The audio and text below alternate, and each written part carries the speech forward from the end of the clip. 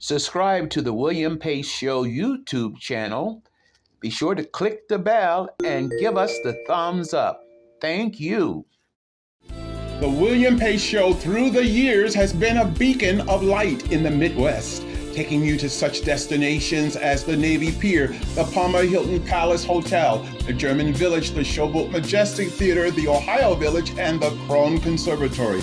There's always something cooking in the kitchen on the William Pace Show. Some of the biggest stars, entertainers, and political figures like B.B. King, Jimmy Walker, Bob Carlisle, Patti Austin, Mr. T, Whitley Phibbs, and Congressman Tony Hall have appeared on the William Pace Show. Now, without further ado, we proudly present the William Pace Show on CATV, coming to you from the heart of the Midwest. The William Pace Show, asking the questions you want to ask, getting the answers everyone wants to know. It's a new season of the William Pace Show. We're raising the bar with more commitment to educate, inform, encourage, inspire, empower, and help you have your best life. Everyone deserves to have their best life. I'm just staying the course. Here we go.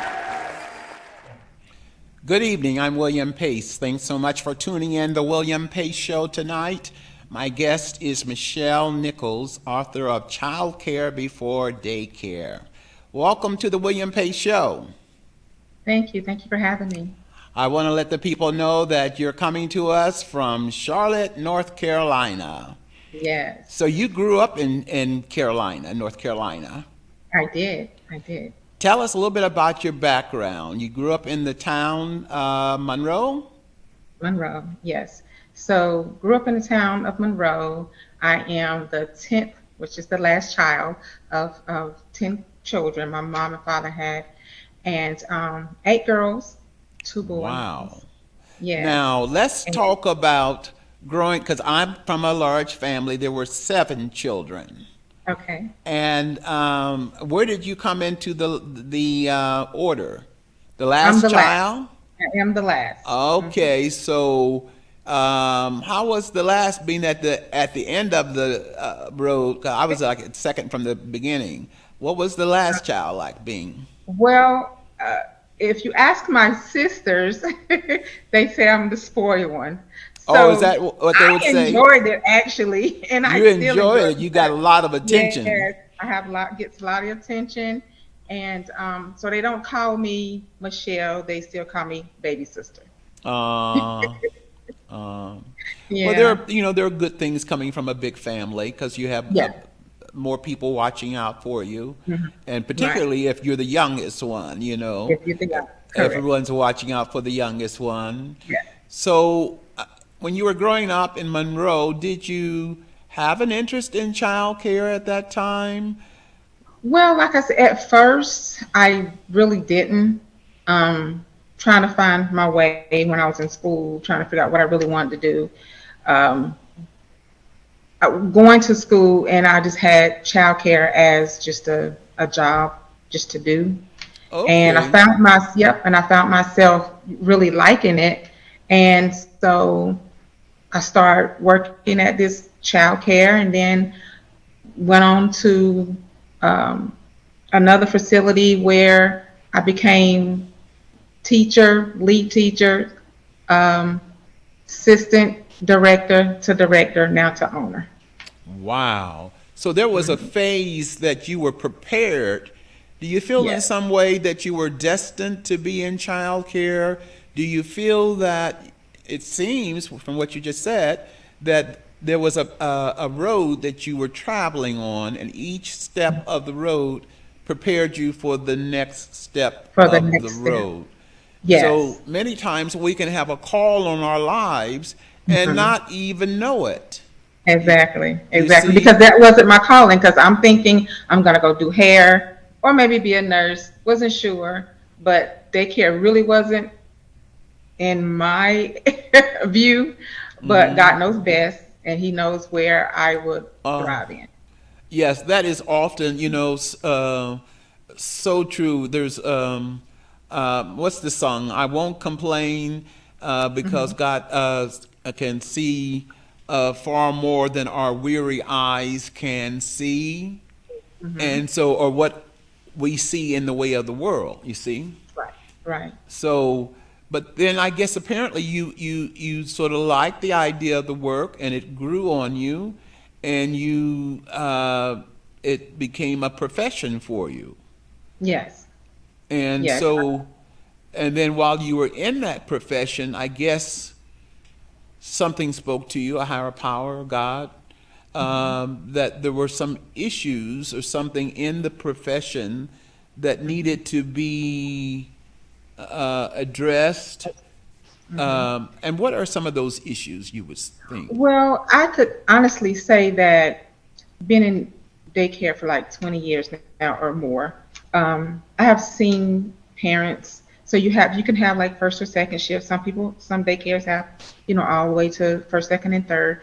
Um, but I've seen the lack of when parents want to work and they just don't have care, especially if they Mm. want to work second shift or something like that. So I provided first and second shift. Mm-hmm. Um, so I've seen that in parents that, really need second shift care. Mm-hmm. And so you just want to be that person that will provide that for them.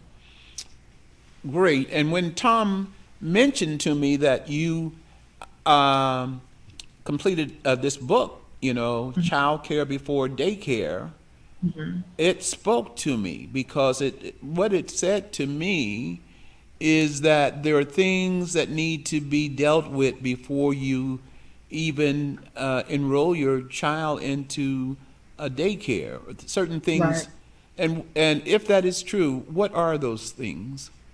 Well, it's a lot of things. One of the things I would mention, like when some parents want the teachers to uh, take care of their kids like they're their own in a way where we want the parents to take initiative to say, okay, this is my child. Let me take care of them. Don't give the responsibility to the teachers because we're here for one thing. We're still going to take care of them, love them, all that, good stuff. But I wrote the book because it was a need for parents. Um, the parents really need to know that you have to take care of your child first before you send them to daycare. It's a lot. Mm. You got to do shots. You got to, take care of their outward body. You just got their mental, all those things that the child needs as well as the parent before you bring them so they'll be ready. So they need to be prepared. Prepared. Hmm. They need to be prepared before entering daycare. Yes, because And one of the things is like, let's go with sleeping. The children needs a proper amount of sleep. And if they don't get that, when they come to the daycare, they're either going to be moody, upset, they don't want to play, they don't want to participate in anything. So you got to know, okay, bedtime's at this time, and that's in the book, at bedtime at this time. And so it's one of the things that I share with everybody when I talk about the bedtime story is one of the kids, one of the parents, they have their co-parent and they were always the mother having Monday through I think it was Monday through Wednesday, then the dad having the other days. So this particular day, the father had her. And so she came to the daycare and she was like, well, Miss Michelle, she was yarning and yarning. She said, I'm so tired. And I said, you're tired? And she said, yes. I said, well, what time did you go to bed? She said, 50 o'clock. And I said, what? 50 o'clock? And I said, well, don't you know you got to get up at 60 o'clock? And then she was just looking at me, but it was just like 50 o'clock was a long time for her. She Mm-hmm. didn't know how to tell time. So she Mm-hmm. said 50 o'clock. So 50 o'clock was a long time for her. So it's Mm. like children know when they were one parent or with the other parent that they have to co-parent together. So when they do take them to, the daycare, that the child is okay. She or he needs the proper rest. Mm-hmm. There's more to come on the William Pace Show, coming to you from the heart of the Midwest. Stay with us. The William Pace Show through the years has been a beacon of light in the Midwest, taking you to such destinations as the Navy Pier, the Palmer Hilton Palace Hotel, the German Village, the Showboat Majestic Theatre, the Ohio Village, and the Krohn Conservatory. There's always something cooking in the kitchen on the William Pace Show. Some of the biggest stars, entertainers, and political figures like B.B. King, Jimmy Walker, Bob Carlisle, Patti Austin, Mr. T, Whitley Phibbs, and Congressman Tony Hall have appeared on the William Pace Show. Now, without further ado, we proudly present the William Pace Show on CATV, coming to you from the heart of the Midwest. Subscribe to the William Pace Show YouTube channel. Be sure to click the bell and give us the thumbs up. Thank you. Good evening, I'm William Pace, and thanks so much for tuning us in tonight. My guest this evening is Michelle Nichols. She's the author of Childcare Before Daycare. Thank you so much for being on the William Pace Show tonight. Thank you for having me.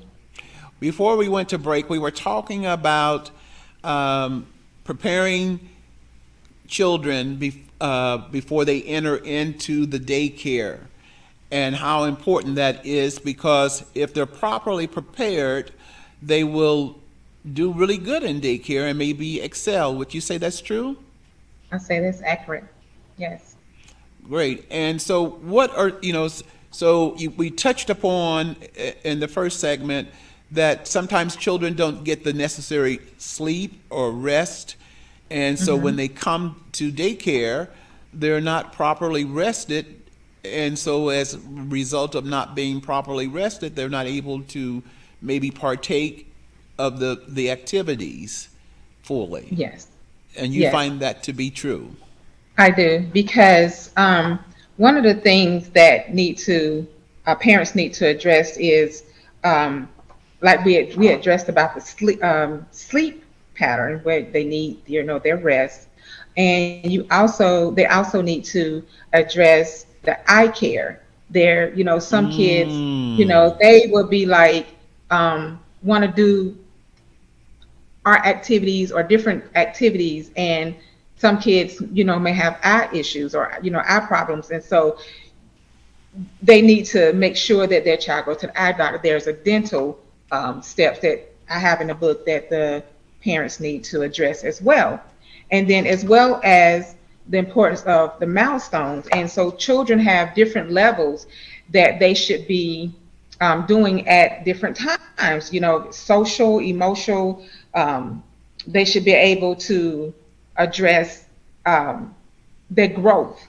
It's a growth pattern where if you're 2 years old, what you should be doing then. If you're 5 years old, what you should be doing then. And you can tell when a child is not doing what he's supposed to do at the age. If you're 3 years old and you're not talking, then you got to know, okay, hey, something is wrong. If you're 1, you're not even trying to walk. So then there's something else that needs to be addressed. It's a lot of things that need to be addressed when parents are bringing their children to daycare, because daycare is from 6 weeks to 12 years old. So you got that big difference.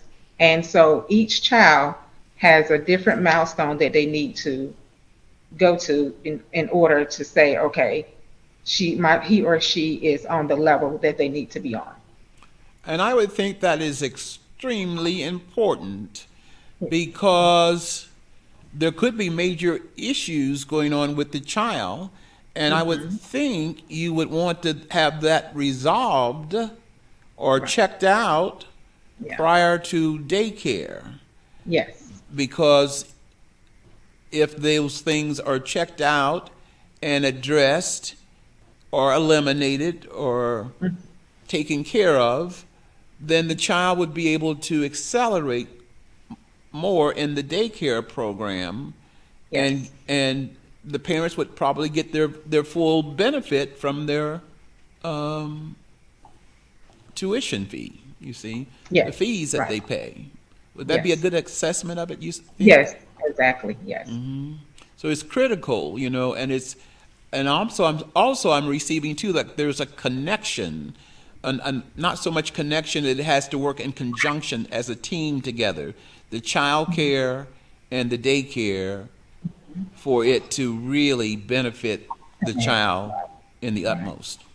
It's a hand-on-hand thing. So it's like if the parents do what they need to do at home, then we can do what we need to do at the daycare, and we can bring it together, and we can help each other out to make the child more better and more efficient for their day, to be much better. Do you think that parents are prepared, or maybe they need help, or maybe they need some training into? Yeah, I think so, because you have young parents, then you have grandparents, and grandparents, they already raised their children, now they're raising their children's children. And so now they may need to know different things. There's something called SIDS, that's when you put a little infant into a crib, you got to know that you can, even though how cute it is, you got to know that there cannot be toys in the crib, there cannot be blankets in the cribs, because the baby can roll over, smother itself, and that's what you call SIDS. Infants pass away for all the things that's in their crib. So we have to be intentional to say, okay, let them take classes. The parents can take classes, and then then the younger kids can take classes as well, and then so they all can get together. And we give them class. We show them that, okay, you can take this class for this, whatever you need this for, and if you need learning how to be a mother, they have classes like that. Things that would just help you out. Great. There's more to come with Michelle Nichols, author of Childcare Before Daycare. Stay with us. The William Pace Show through the years has been a beacon of light in the Midwest, taking you to such destinations as the Navy Pier, the Palmer Hilton Palace Hotel, the German Village, the Showboat Majestic Theatre, the Ohio Village, and the Krohn Conservatory. There's always something cooking in the kitchen on the William Pace Show. Some of the biggest stars, entertainers, and political figures like B.B. King, Jimmy Walker, Bob Carlisle, Patti Austin, Mr. T, Whitley Phibbs, and Congressman Tony Hall have appeared on the William Pace Show. Now, without further ado, we proudly present the William Pace Show on CATV, coming to you from the heart of the Midwest. Subscribe to the William Pace Show YouTube channel. Be sure to click the bell and give us the thumbs up. Thank you. Good evening. Thanks so much for tuning in to the William Pace Show. My guest this evening is Michelle Nichols, author of Childcare Before Daycare. I really like that title. How did you come up with that? I came up with it because it's almost like self-explanatory. Childcare before daycare. I want the parents to make a connection, receive to the connection with their children before they bring their children to daycare. I think it certainly will make a lot of parents think, what they need to be doing in preparatory prior to putting their children in daycare, because it seems like the way people think today. Oh, we'll just put our child in daycare and that's it. But there's work that has to be done prior to that. Not only the finances, the finances, the paying for it, but there's also other work that needs to be done. Right. Yeah, because when parents are paying that amount of money for childcare, as a parent, you want your child to get everything that they come to get. So if you have to send your child home because, hey, they didn't get their shots, you got to send them home because, hey, they don't have this, or they're sick, or whatever. So you want them to make sure they have everything before they come. get the full benefit of their money and Yes. full benefit of the schooling that comes with it, and so Yes. forth. Do you find that single family homes are more challenging than families where there are two parents, a mother and father in the home? When you're a single parent, everything relies on you. Everything. When you have a two-parent home, it's so much better. They have time for each other. They can even, let one parent go rest while they, play with the child, fix the child's food, vice versa. It's just so much better when you have two. Yeah. Not that it can't be done when you have one, because it has been proven. I was a single parent, but I had such my mother, family being their support system, and that's a big thing to have a support system even when you're two parents, because it's a lot going on. But it's doable, but it's so much better when you have two parents.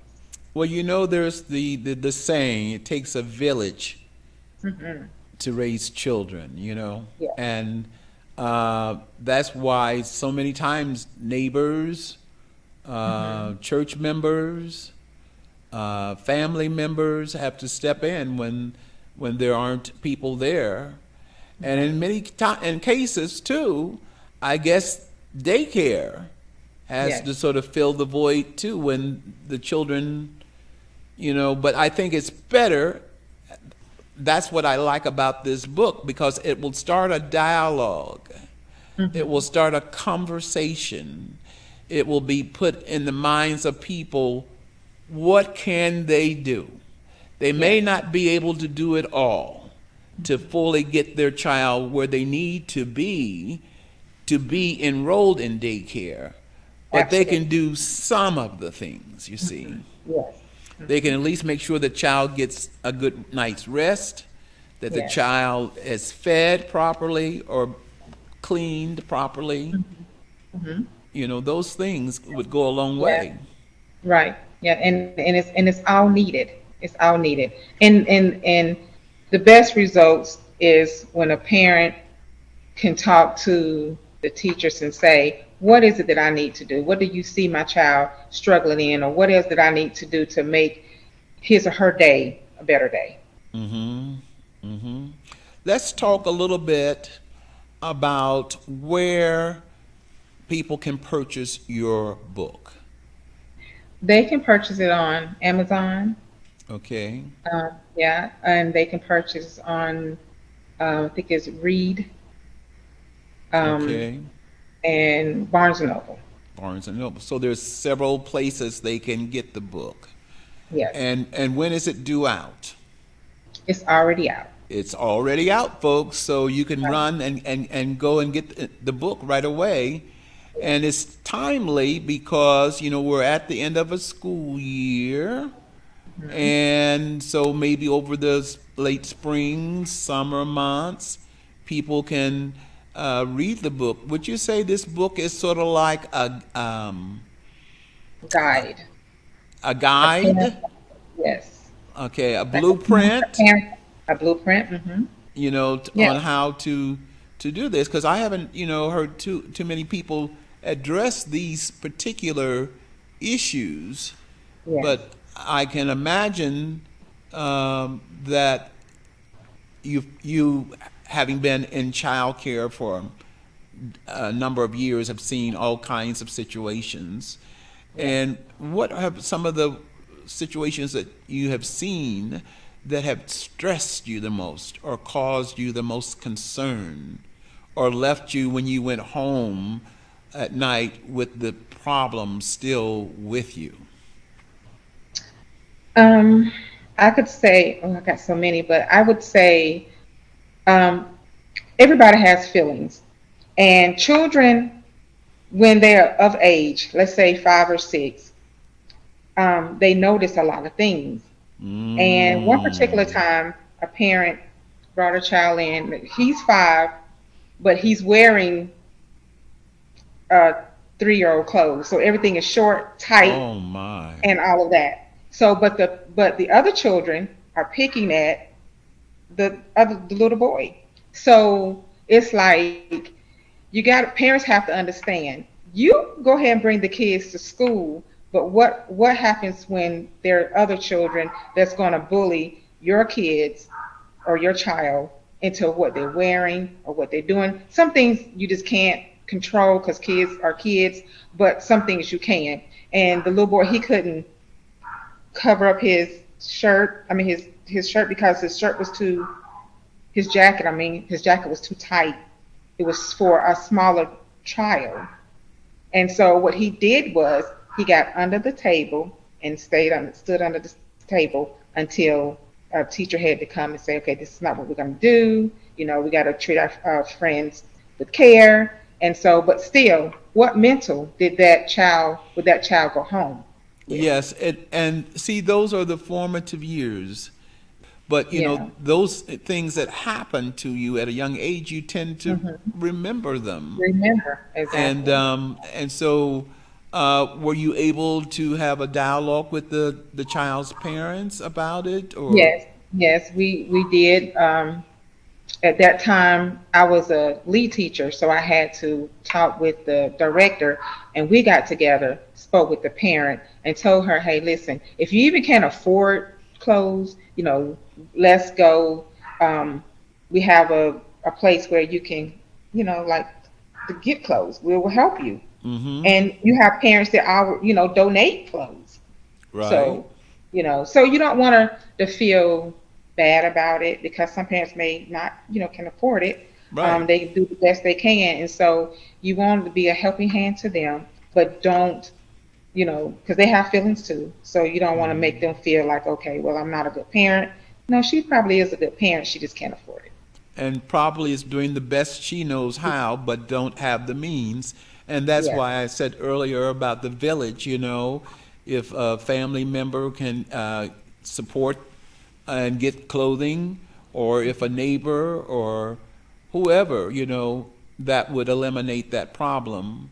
Lastly, because we're almost out of time, I really wanted you to tell us where we can get the book again, and I would love for you to come on the show in a future show, maybe in the fall or prior to the fall, maybe just before in the summer, and talk about this because this is such a fascinating subject because we want people to get off to a good start, you see? Yes. Yes. And I think you know this is I'm so glad that you authored this book because I think it's going to help a lot of people. I really For do. sure. Yeah, for sure. Yeah. So Yeah. And you can get it, like I said, at Amazon, Barnes and Noble, Read. thank you so much for coming on the program, and Thank you for we would having like for me. you to come back in the fall, just before the school year starts, Okay. because I think this is something that's worth you know people hearing again. So I'd I like to sure thank will. my guest, Michelle Nichols, author of Childcare Before Daycare. There's more to come on The William Pace Show, coming to you from the heart of the Midwest. Stay with us. The William Pace Show through the years has been a beacon of light in the Midwest, taking you to such destinations as the Navy Pier, the Palmer Hilton Palace Hotel, the German Village, the Showboat Majestic Theatre, the Ohio Village, and the Krohn Conservatory. There's always something cooking in the kitchen on the William Pace Show. Some of the biggest stars, entertainers, and political figures like B.B. King, Jimmy Walker, Bob Carlisle, Patti Austin, Mr. T, Whitley Phibbs, and Congressman Tony Hall have appeared on the William Pace Show. Now, without further ado, we proudly present the William Pace Show on CATV, coming to you from the heart of the Midwest.